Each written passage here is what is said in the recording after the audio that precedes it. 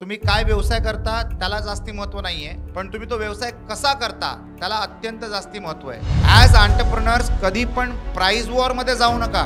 Price war मध्ये तुम्ही कधीच नाही जिंकणार. Your war should always be service war. एका काळी माझा प्रोडक्ट मी विकला म्हणजे माझा सेल झालं असं होतं. आज जर मी माझा प्रोडक्ट विकलं तर तिथपासून माझी जिम्मेदारी माझ्या कस्टमर बद्दल सुरू झाली.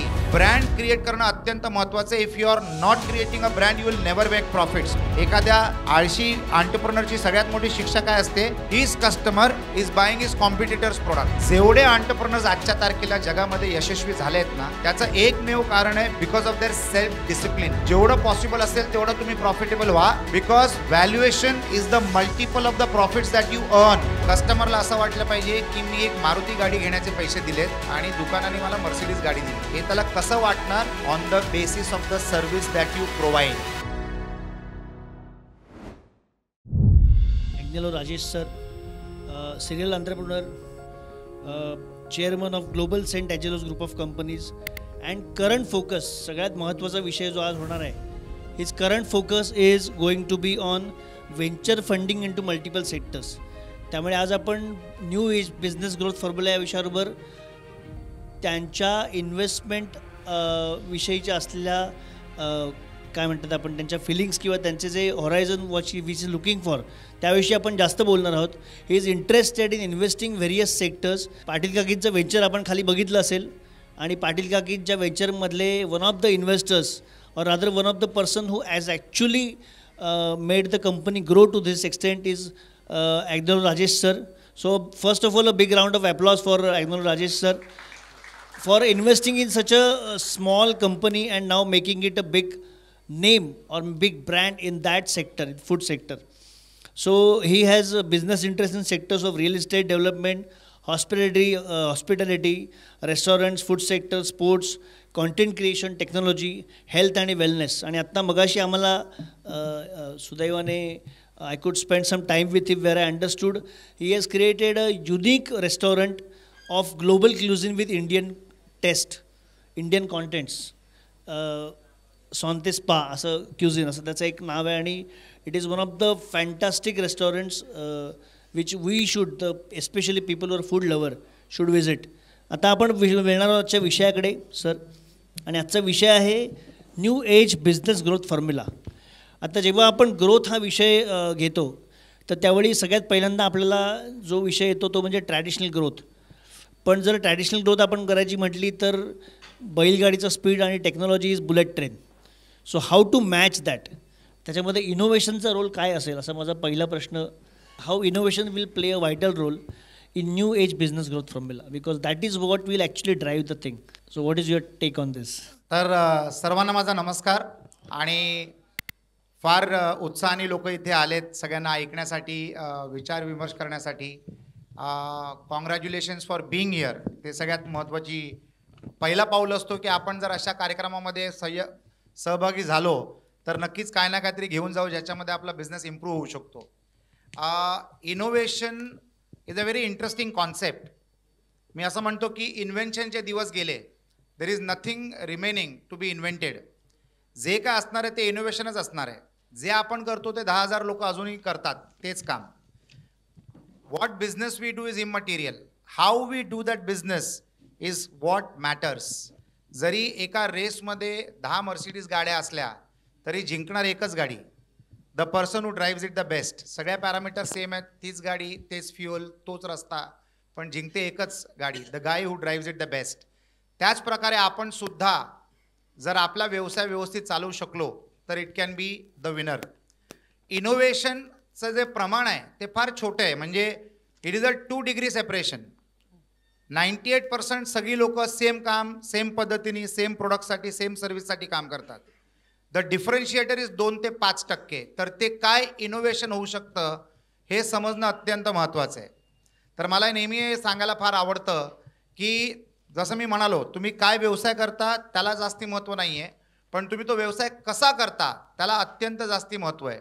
How you present yourself to the whole world or to your target audience or to your market. मी ज्या शाळेत जायचो त्या शाळेमध्ये पोहोचण्यासाठी मला ट्रेन पकडावी लागायची. तर एक स्टेशन म्हणजे मालाडला राहायचो आणि गोरेगावला शाळा होती. तर स्टेशनच्या बाहेर असे गोळी विकणारे दुकानं होती, विक्सची गोळी असायची ना खाशीसाठी ती. तर बरेच स्टॉल त्या गोळ्या विकायचे, पण एक स्टॉल एकदम वेगळ्या पद्धतीने त्या गोळी विकायचा आणि तो एकदम म्हणजे चांगल्या सुरात म्हणायचा, खासी को फासी सर्दी तडीपार लेलो 2-4 विक्स की गोलियां. आता असं बोलल्यानंतर तो लोकांचं लक्ष आकर्षित करून घ्यायचा. आता याच्यामध्ये समजायची गोष्ट अशी आहे की त्याच्याकडे असे कस्टमर विकत घ्यायचे ज्यांना खाशी होती आणि तो एवढ्या चांगल्या पद्धतीने बोलायचा की ज्याला खाशी नसायची तो सुद्धा घ्यायचा, आकर्षित होऊन घ्यायचा. तर आपण लक्ष केंद्रित कसं करू शकतो? By small innovations is what that matters. जसं one of my investments is Sante Spa Cuisine. Restaurants is one of the sector ज्याच्यामध्ये मी इन्व्हेस्टमेंट्स केलेले आहेत. तर या रेस्टॉरंटचं वैशिष्ट्य काय? This is the only restaurant in the world which does global cuisine but uses local ingredients. म्हणजे इटालियन जेवण तुम्हाला लोकल इन्ग्रेडियंट्सच्या मार्फत कसं इटालियन वाटलं पाहिजे याच्यावरचं इनोव्हेशन शेफनी केलेलं आहे. तर it is critically important on how you create the differentiating factor. प्रत्येक बिझनेसमध्ये इनोव्हेशनची भरपूर स्कोप असतो. त्या स्कोपला समजणं आणि इम्प्लिमेंट करणं फार गरजेचं आहे. प्रत्येक उद्योजक जो असतो ना, he needs to be a like a sponge. आपण रोज काहीतरी नवीन शिकलं पाहिजे आणि त्याचा उपयोग आपल्या व्यवसायामध्ये करणं फार गरजेचं आहे. No idea is good enough if it is not implemented. जर आपल्याकडे चांगली आयडिया ऐकू आली आणि जर त्या आयडियाला आपण इम्प्लिमेंट केलं तर आपण फार यशस्वी असू शकतो. असे अनेक लोकांना मी ओळखतो ज्यांना भरपूर आयडियाज येतात पण ते इम्प्लिमेंटच करत नाही. आणि असे अनेक लोकांना मी ऐकतो जे कुठेतरी आयडिया ऐकून येतात आणि विसरायच्या अगोदर इम्प्लिमेंट करून टाकतात आणि यशस्वी होतात. So the speed of implementation is what matters the most. या गोष्टी जर आपण करत गेलो तर अत्यंत महत्त्वाचं आहे. दुसरी गोष्ट, कुठच्याही उद्योग करण्यासाठी तुम्हाला भरपूर रिसोर्सेस लागतात आणि प्रत्येक रिसोर्स आपल्या ओनरशिपचा असला पाहिजे हा गैरसमज आहे. म्हणून त्याच्यामध्ये माणूस काय विचार करतो की बाबा माझ्याकडे जर असं असतं तर मी तसं केलं असतं. तर काहीच गरज नाही आहे. You need to be a part of an ecosystem जिथे पे पर यूजच्या कॉन्सेप्टसारखं तुम्ही रिसोर्सेसला घेऊ शकतात, तुमच्या युटिलायझेशनसाठी तुम्ही त्याला यूज करू शकतात आणि परत सोडू शकतात. So you don't need to own 100% of the resources. आपले विचार बदलले ना आपण तर आपली बिझनेस करण्याची क्षमता वाढते. आपण कुठच्या दिशेने विचार करतो हे अत्यंत महत्त्वाचं आहे आणि आपण कसा विचार करतो हे अत्यंत महत्त्वाचं आहे. जसं प्रिव्हियस स्पीकर म्हणाले की तुम्हाला किती कमवायचा हा तुमच्या विचारधारावर अवलंबून एक निर्णय आहे की तुम्हाला किती मोठा विचार करायचा आहे, तेवढी मोठी झेप तुम्ही घेणं फार गरजेचं आहे. तर योग्य विचार करणं, योग्य माइंडसेट असणं फार महत्त्वाचं आहे. आपण कुठच्या दिशेला प्रवास करतोय ते समजणं फार महत्त्वाचं आहे. मला जर समजा मी सुरतच्या दिशेला प्रवास करतो आणि पोचायचा नरिमन पॉईंट, तर किती वेगाने गेलो तरी नरिमन पॉईंट तर येणारच नाही आहे, कारण माझी दिशा सुरतच्या दिशेला आहे. तर योग्य दिशेला जर आपण असलो तर whatever speed we travel with we will reach the destination. Innovation हा विचारधारेचा भाग आहे. How you can innovate your business is critically important. आणि इनोव्हेशन करण्यासाठी आज तुम्हाला शोध लावण्यासाठी रॉकेट सायन्स लागत नाही, फक्त इंटरनेट लागतं.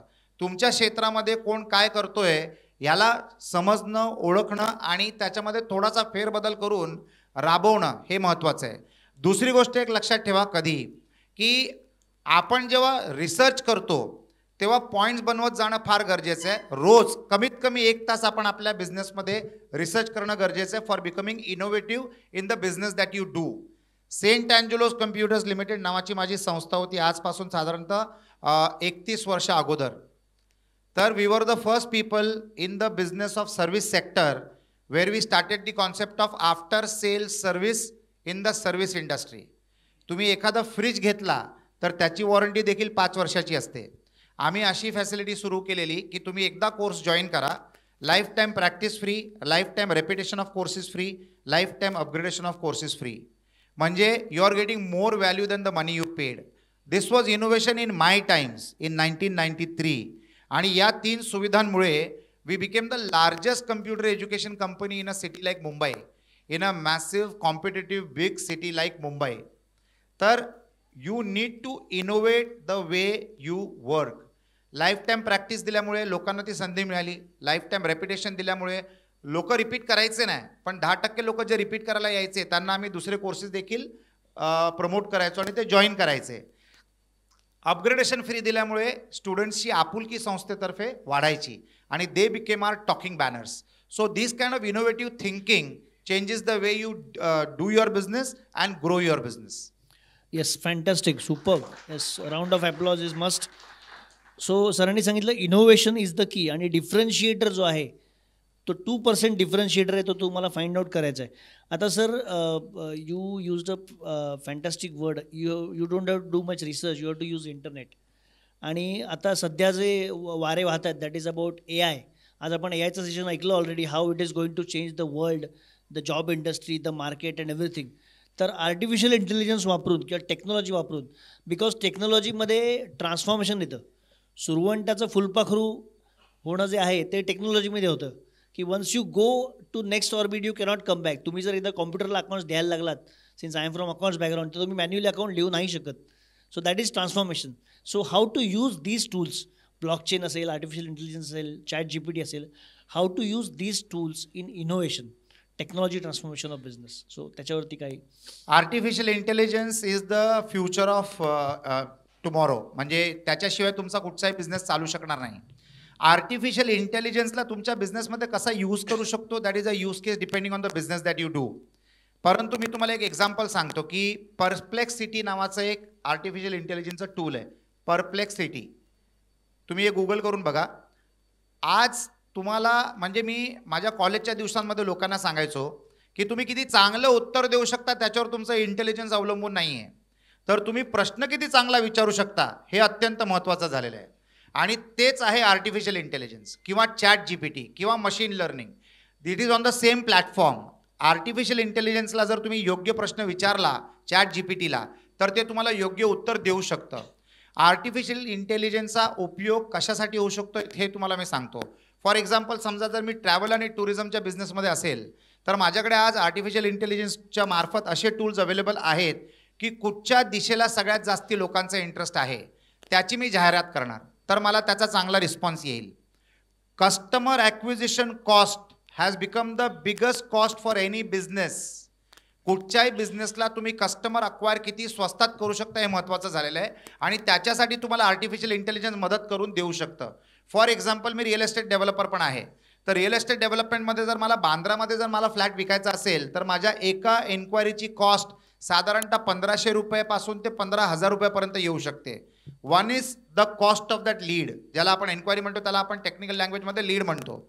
Second is the quality of the lead. म्हणजे फॉर एक्झाम्पल, समजा माझा कन्व्हर्जन रेट 100 एन्क्वायरीमध्ये जर एक कन्वर्ट झाला तर the cost of that conversion is 100 into 5,000 रुपये, म्हणजे 5 लाख रुपयाची ती मला एक लीड पडली जी कन्वर्ट झाली. तर आपण किती कमी कॉस्टमध्ये कस्टमरची एन्क्वायरी जनरेट करू शकतो, that can happen through artificial intelligence. Second is the quality. Quality improve करण्यासाठी सध्या तुम्हाला ह्युमन स्किल्सवर डेव्हलप राहायची गरज नाही. There are artificial intelligence tools which will help you to understand how you can improve the quality of your lead. तुम्ही ज्या क्वालिटीचं input टाकणार त्या क्वालिटीचं तुम्हाला आउटपुट मिळेल. तर इनपुट टाकण्यासाठी जे तुम्हाला फिल्ट्रेशन करायचं असेल त्याच्यासाठी सुद्धा आर्टिफिशियल इंटेलिजन्सचे टूल्स अवेलेबल असतात. ना फॉर एक्झाम्पल, आपण सगळ्या या रूममध्ये एंटरप्रेनर्स आहोत, but we are not, everybody is not technically qualified software engineer और a finance degree holder. We are entrepreneurs. ज्या गोष्टी आपल्याला येत नाही, फॉर एक्झाम्पल मला विमान चालवता येत नाही तर त्याच्यासाठी पायलट असतात. तुम्ही त्या पायलटला आणा, विमान विकत घेण्याची क्षमता तुमच्यामध्ये असते because you are an entrepreneur. पण तुम्हाला प्लेन चालवता येतं का? नाही. प्लेन चालवायला आलंच पाहिजे का? नाही. Similarly artificial intelligence is a plane which there are many drivers available. तुम्ही त्यांची मदत घेऊन ॲज अ कन्सल्टंट किंवा इनहाऊस रिसोर्स घेऊन तुम्ही आर्टिफिशियल इंटेलिजन्स आणि मशीन लर्निंगचं प्लॅटफॉर्म वापरून तुम्ही तुमचा व्यवसाय वाढवू शकता. What is machine learning? Machine learning is understanding the pattern and psychology of human beings. त्याचं ते नॉलेज घेतात आणि प्रेडिक्शन्स करतात जे तुम्ही आर्टिफिशियल इंटेलिजन्सच्या टूलनी टॅप करू शकतात आणि तुमचा व्यवसाय इम्प्रूव्ह करून घेऊ शकता. Sir, artificial intelligence and machine learning is mandatory for every business. Depending on what business you are, you need to utilize that skills. सध्या artificial intelligence and machine learning is also in the cameras. साधारणतः समजा जर माझं ज्वेलरीचं दुकान असेल तर I can feed the common database of my regular premium customers who can get attended by the best staff in my store so that maximum sales can happen to that premium customer who's walking in. कसं असतं, resource management अत्यंत महत्त्वाचं झालेलं आहे.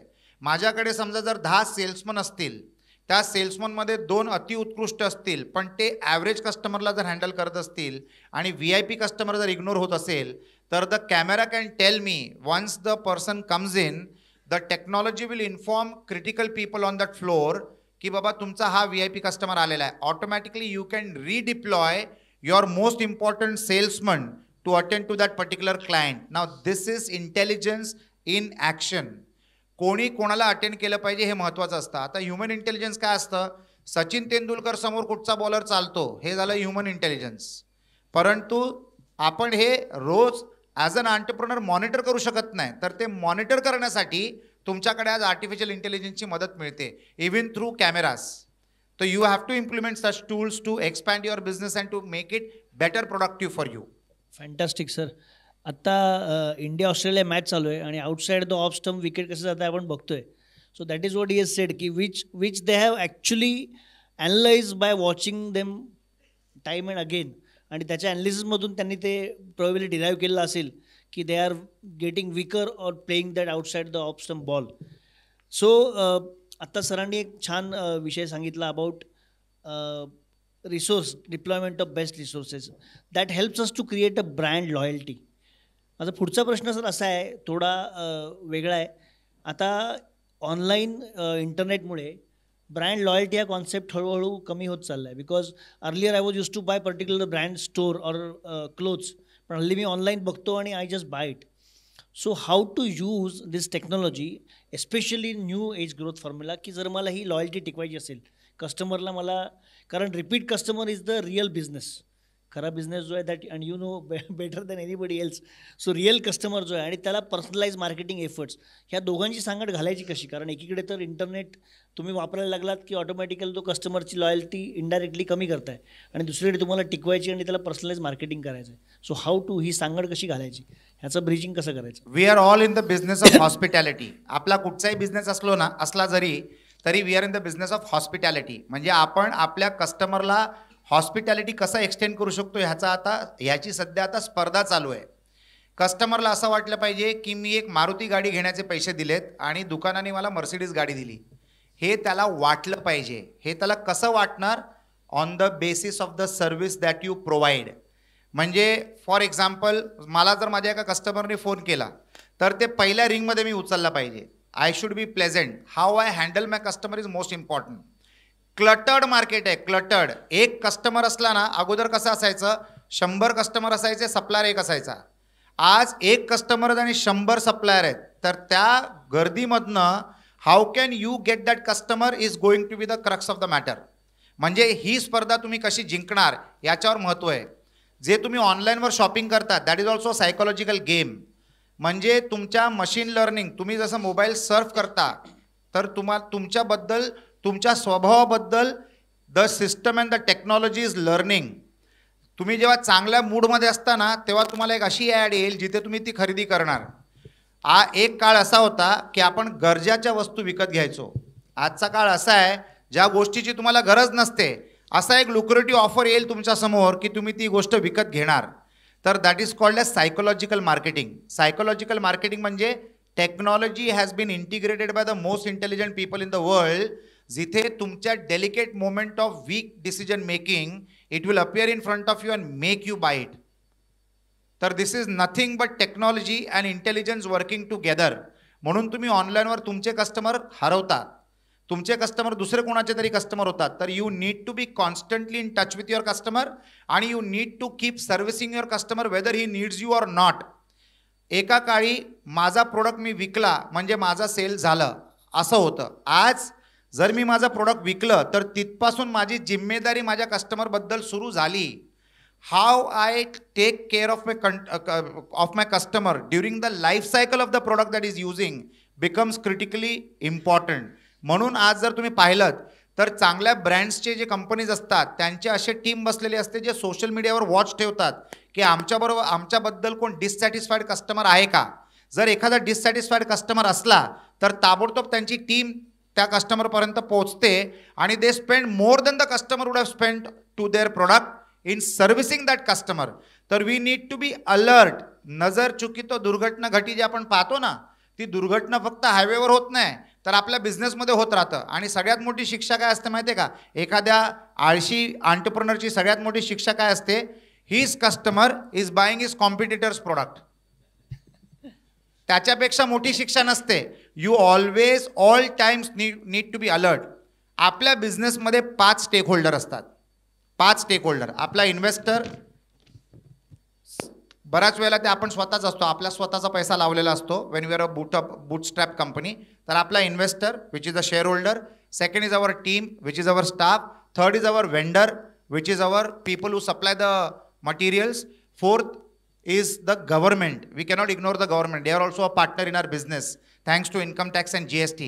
And fifth and the most important stakeholder of our business is our customer.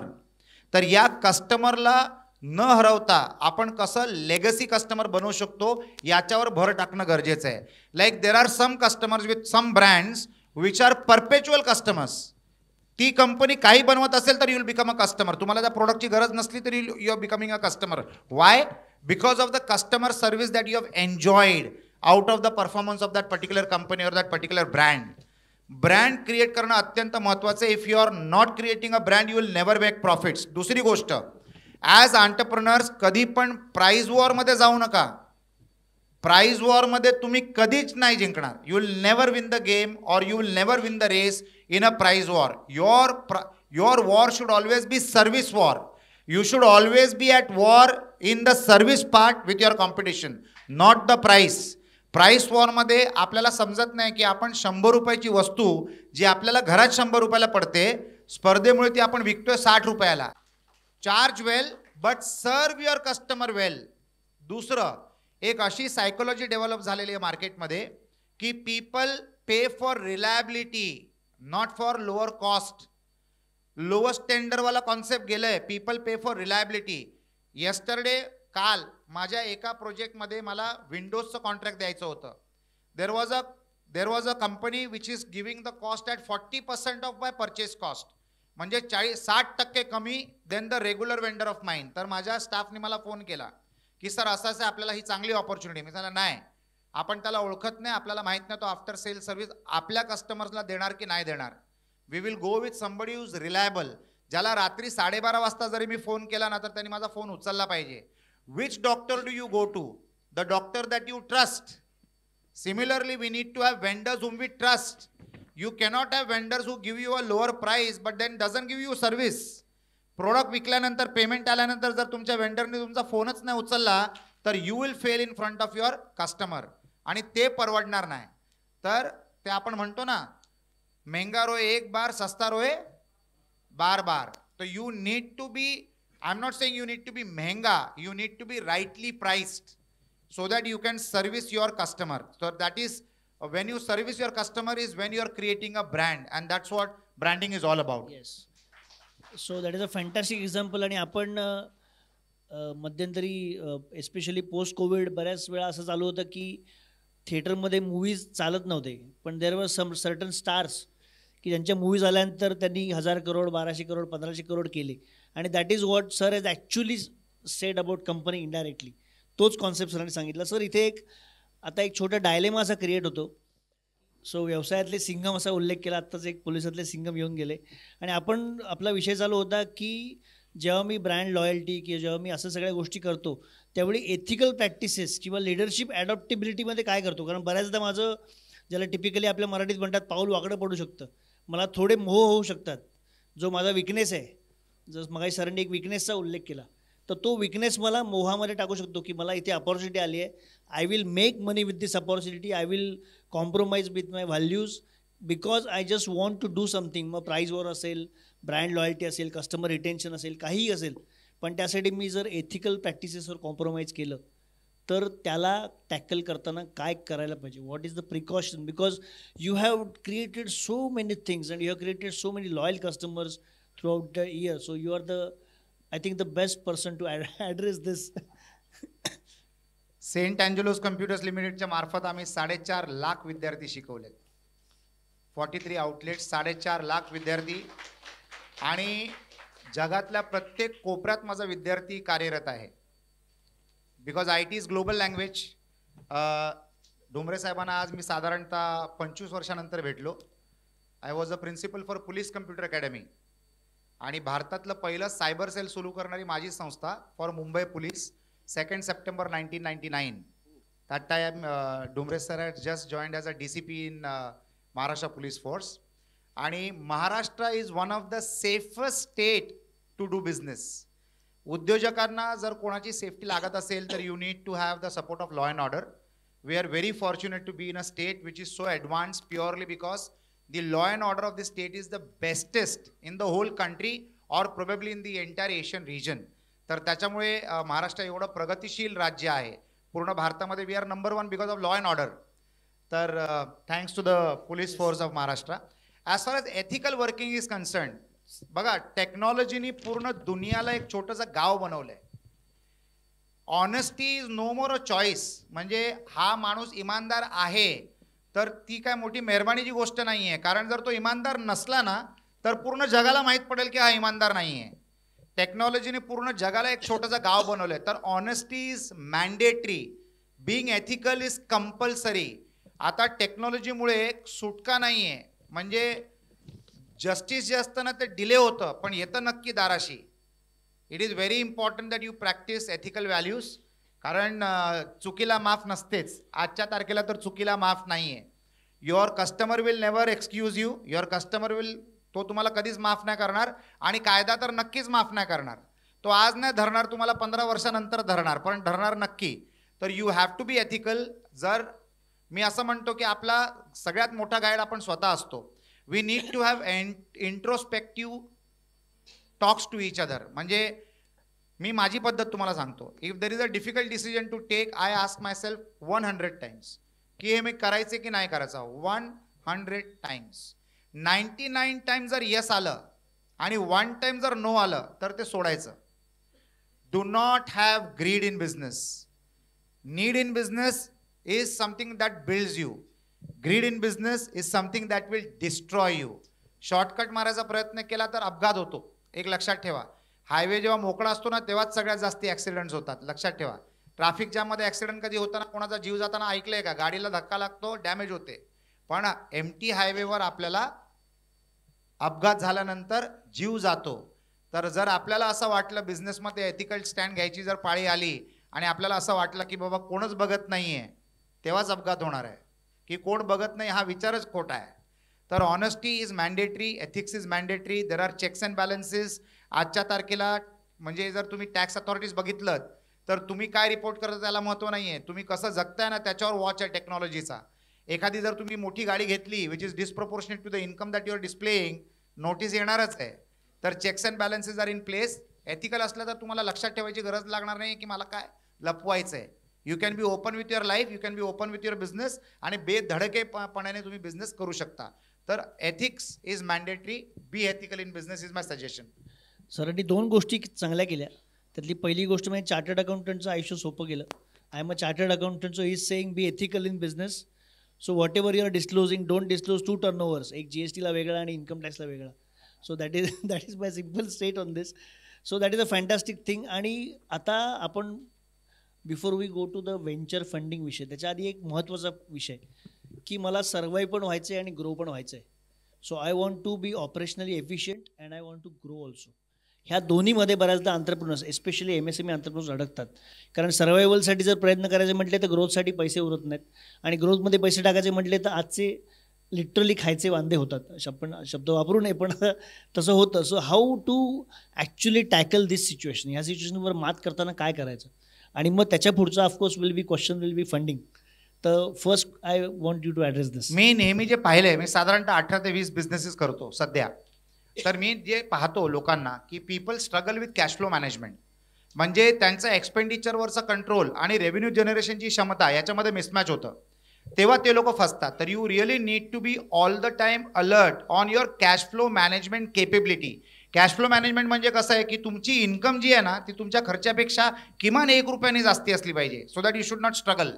Expansion in the right direction is important. दुसरी गोष्ट, जसं मी अगोदर म्हणालो की प्रत्येक उद्योजकाला असं वाटतं की मला प्रत्येक रिसोर्स विकतच घेतला पाहिजे, तरच माझा धंदा एफिशियंट राहू शकतो. You need to have a very lean model. For example Uber, तुम्ही उबरबद्दल तर ऐकता, तुम्ही वापरता देखील उबर, बरोबर आहे. Uber does not on the cars. Now I will give you another shocking statement. They don't even on the software. They don't even own the software. But then what do they own? They own the market. They own the customer. They don't own the cars and they don't even own the software. Software, they are using it pay as use model. So even software investment they have not done, but they have invested in creating a market for Uber and for implementing the compliances of different regions of the world. So you do not need to own the resources that you want to run your business. Please come out of that mindset. तिथेच तुमच्या cash फ्लोचे complications होतात आणि तुम्ही फसतात. दुसरी गोष्ट, loan जेव्हा तुम्ही घेता ना, तेव्हा त्याचा डिप्लॉयमेंट करायच्या अगोदर विचार करा, will you be able to service that particular loan? Do you need that loan? जर ते लोन तुम्हाला पाहिजे असेल तर त्याचा उपयोग केल्यानंतर तुमची रेव्हेन्यू स्ट्रीम किती मल्टिप्लाय होणार आहे ते बघा. बऱ्याच वेळेला असं होतं की आपण लोन घेतो आणि नंतर मग इन्स्टॉलमेंट सर्व्हिस करायला प्रॉब्लेम होतात, मग आपण प्रॉपर्टी विकतो किंवा आपण NPA होतो. तर you really need to do your cost analysis thoroughly well. तिसरी गोष्ट, start believing in the concept of collaborative working. तुम्ही कोलॅबरेट करून म्हणजे संघटित वर्किंग करणं is going to be the norm of the day. You cannot own all the resources, so collect people who have resources and create a business model together. That is a better business to do. That is my suggestion to each one of you. Please do better cash flow management in business. Fantastic, that's a great answer. आणि याच्या पुढचा प्रश्न of course जो येतो, जो सध्याचा most happening topic आहे, जिकडे सर स्वतः खूप जातीने लक्ष घालत आहेत, ते म्हणजे investment in various businesses where the business can scale up. So sir, स्टार्टअपने किंवा कोणत्याही नव्या बिझनेसची स्ट्रॅटेजी काय असली पाहिजे to get the right type of funding?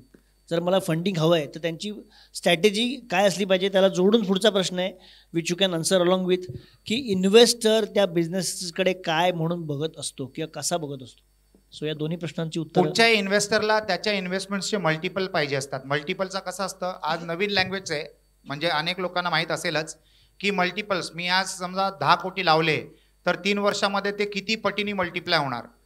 3 पटीनी, 5 पटीनी, 15 पटीनी, 20 पटीनी. Like map my India नावाची एक कंपनी आहे, तुम्ही ऐकले असेल. मॅप माय इंडिया गुगल मॅपसारखी कंपनी आहे. 2007 माझ्या एका मित्राने त्या कंपनीमध्ये 2 कोटी रुपये लावलेले आणि 3 वर्ष अगोदर म्हणजे पॅन्डेमिकच्या 1 वर्ष अगोदर त्याला त्या 2 कोटीचे 120 कोटी मिळाले. म्हणजे 60 टाइम्स त्यांना ते मल्टिपल मिळालं. तर the multiple is the new game. तर इन्व्हेस्टर कधी पण हे पाहतो की आज समजा जर मी 10 कोटी लावतोय तर ह्या 2 वर्षामध्ये, 3 वर्षामध्ये, 5 वर्षामध्ये, 7 वर्षामध्ये माझी एक्झिट काय व्हॅल्यूला मिळू शकते, पहिली गोष्ट. दुसरी गोष्ट, इन्व्हेस्टर पैसे लावायच्या अगोदरच हे गणित करतो की मला एक्झिट कशा पद्धतीने मिळेल. Is it going to be the stock market? Is it going to be secondary sale? Is it going to be a bigger investor जो येईल आणि मला एक्झिट देईल? तर त्या इन्व्हेस्टरला एक्झिटचा मार्ग दिसणं गरजेचं आहे. तिसरी सगळ्यात महत्त्वाची गोष्ट म्हणजे it begins with the integrity of the entrepreneur and the expertise आणि एक्सलन्स ऑफ दॅट एंटरप्रेन्योर. म्हणजे त्या एंटरप्रेन्योरवर पैसे लावण्यासाठी त्याची क्षमता ओळखणं फार गरजेचं आहे.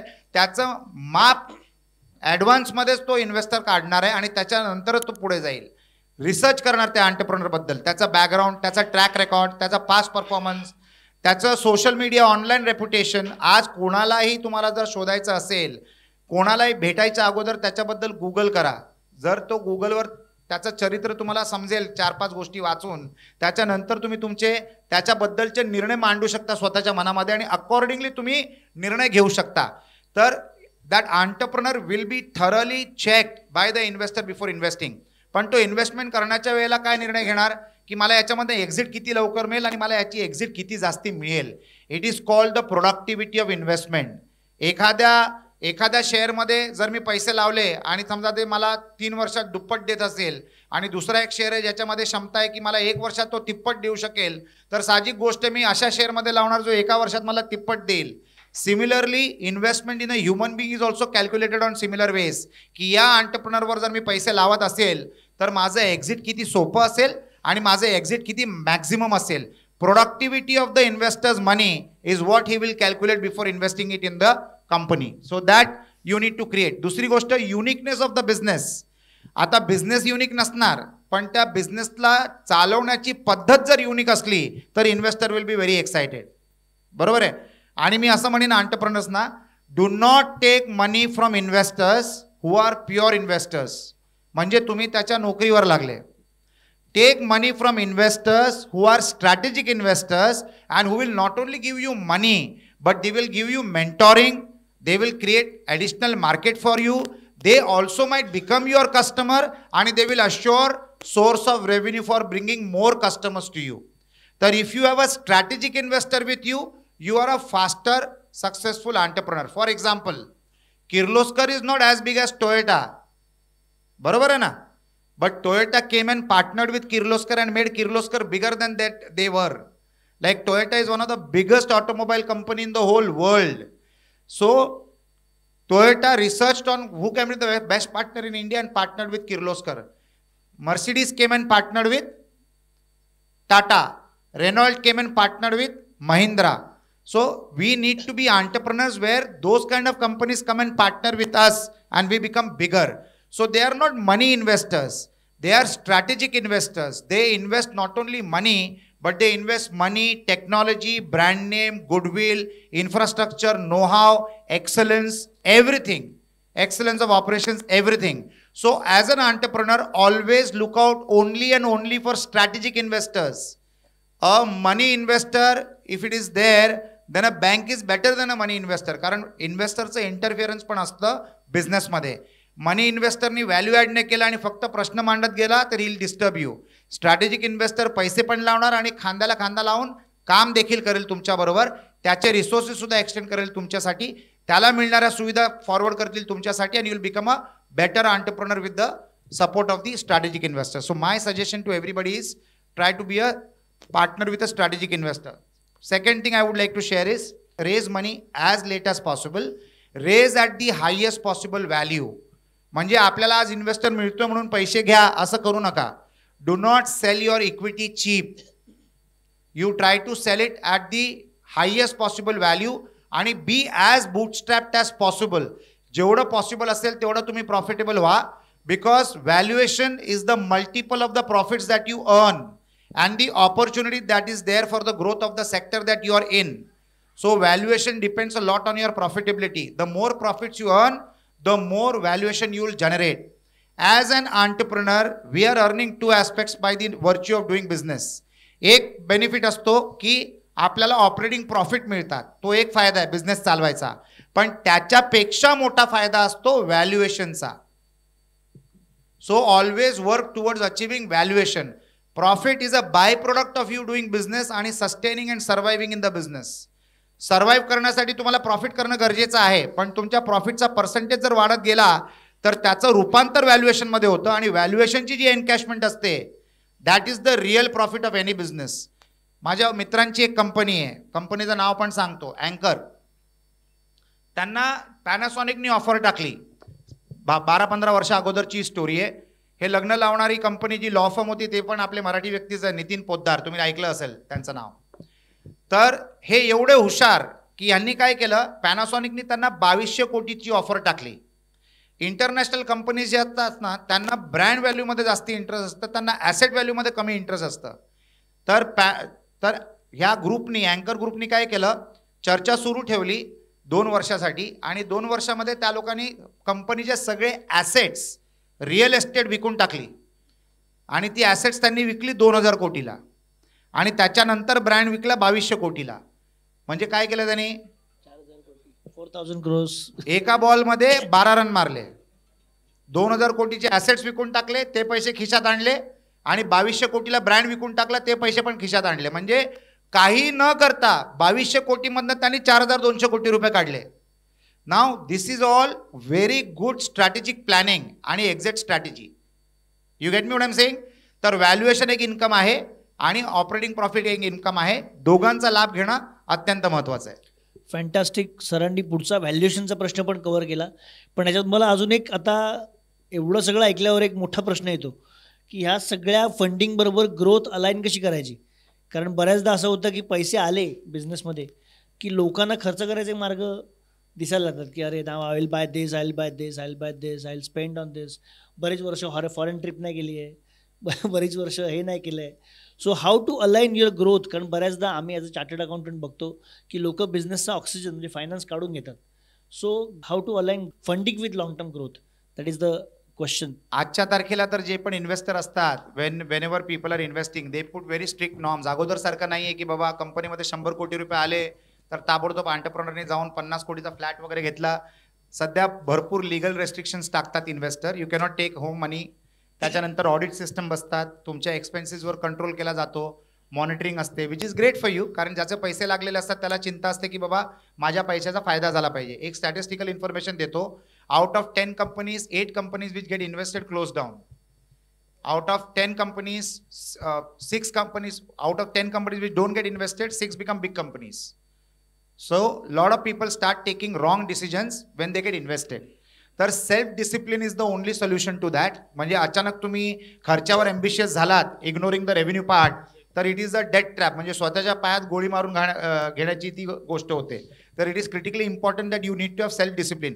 जेवढे एंटरप्रेनर्स आजच्या तारखेला जगामध्ये यशस्वी झाले आहेत ना, त्याचं एकमेव कारण आहे because of their self discipline without Bing monitored. तर ते सेल्फ डिसिप्लिन जर आपल्यामध्ये असलं, आणि आजच्या तारखेला जो इन्व्हेस्टर असतो ना, तो एंटरप्रेनरच्या पर्सनॅलिटीला पहिला ओळखायचा प्रयत्न करतो, त्याच्यानंतर तो इन्व्हेस्ट करतो. अगोदर भरपूर असे मिसॅप झालेले आहेत की लोकांनी फ्रॉडुलंट पैसा यूज केला वगैरे वगैरे. पण आजच्या तारखेला तसं होणं फार कठीण आहे. म्हणजे जरी त्या एंटरप्रेनरला पैसे विड्रॉ करायचे असतील तरी तो नाही करू शकत. There are restrictive methods. Yes, so that's a fantastic answer. आता एक शेवटचा प्रश्न, आणि तो खूप महत्त्वाचा आहे, की इकॉनॉमिक आणि टेक्निकल ट्रेंड्स सध्या चालू आहेत व्हेंचर फंडिंगमध्ये, ते कोणते आहेत? Because that is what will actually guide the entrepreneur sitting here about getting into investors or relations or investing or thinking whether their business is investable or not. So कोणते असे trends तुमच्यामध्ये आहेत की economic आणि technical trends आहेत की ज्याच्यामध्ये तुम्हाला वाटतंय की येस, इथे बिझनेसमध्ये व्हेंचर इन्व्हेस्टमेंट होऊ शकते किंवा इन्व्हेस्टमेंट करता येऊ शकते किंवा entrepreneurs can think of entering that venture? Any and every business is investable depending on scalability of that business. म्हणजे मी एखादा जर बिझनेस करत असेल, technology enabled offline businesses are the best option to invest today.